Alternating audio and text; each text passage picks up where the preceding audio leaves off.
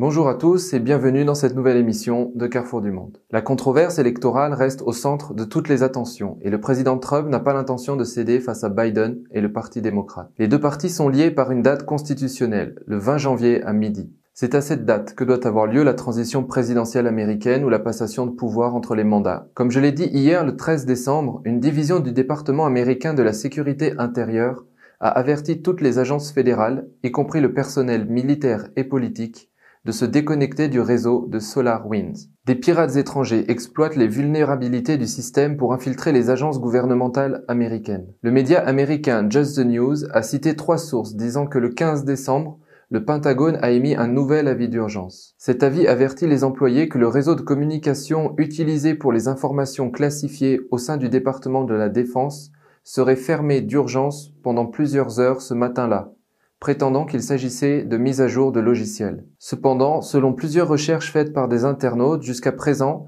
le réseau interne classifié du département de la Défense n'avait jamais été fermé en urgence pendant la journée. Les mises à jour étaient généralement effectuées le week-end ou tard dans la nuit pendant seulement quelques heures. En outre, l'arrêt d'urgence ne concernait que les ordinateurs qui traitent des informations confidentielles et non les autres équipements connexes. Le nom complet de ce réseau classifié est Secret Internet Protocol Router Network. Il a été créé en 1990 et les informations classifiées qui y sont déposées peuvent atteindre le plus haut niveau de confidentialité. Par ailleurs, les fréquents remaniements au sein du ministère de la Défense des États-Unis pendant cette période de tension électorale ont alerté certains médias. Le matin du 16 décembre, le président Trump a tenu sa 25e réunion de cabinet à la Maison-Blanche en l'absence de plusieurs hauts fonctionnaires. Parmi eux, le procureur général William Barr, qui démissionnera le 23 décembre, et le secrétaire d'État Mike Pompeo, qui est en quarantaine après avoir été exposé au virus du Covid. Pourtant, certains ont remarqué que Mike Pompeo n'avait jamais été en quarantaine auparavant,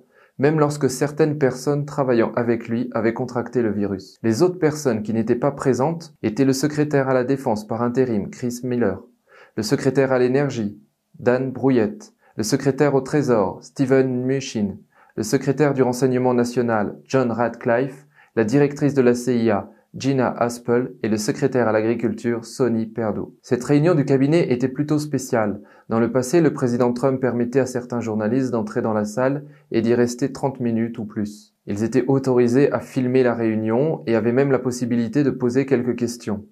Mais lors de cette réunion, l'accès pour les journalistes a été interdit.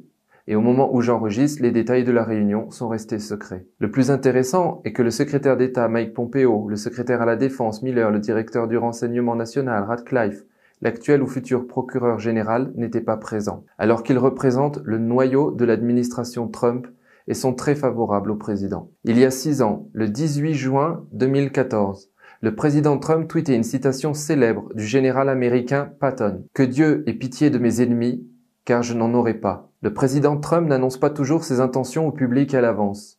Cependant, aujourd'hui, de plus en plus d'Américains demandent au président Trump d'exercer ses pouvoirs et de ne pas perdre de temps face à un système juridique décevant et corrompu. L'organisation conservatrice We the People Convention a appelé le président des États-Unis à utiliser ses pouvoirs présidentiels pour protéger le pays en suivant l'exemple de l'ancien président Abraham Lincoln. Le 14 décembre, la sénatrice Amanda Chase, candidate républicaine au poste de gouverneur en Virginie, a publiquement appelé le président Trump à déclarer la loi martiale limitée. Le 15 décembre, Lin Wood, avocat du président Trump, a cité l'éditorial du journal Epoch Times dont je vous avais déjà parlé, et il a ajouté qu'il était sûr à 100% que le président agirait en faisant l'éloge de ce dernier. Trump est un génie, il a un plan. The Trump Page, un compte Twitter qui soutient le président Trump depuis 2016, a tweeté dans la soirée du 15 décembre que Trump activera le décret de 2018 en janvier. Il y aura une attaque surprise de Trump, les pièces sont en place, l'aigle a atterri,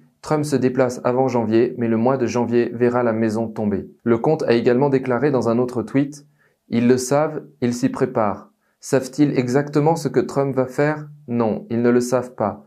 Mais ils mettent tout en veilleuse et se préparent pour le mois de janvier. C'est un mois crucial. » Lorsqu'il dit qu'ils mettent tout en veilleuse, il fait peut-être référence à la pandémie comme un moyen de déplacer l'attention, de minimiser les problèmes actuels et de détourner l'attention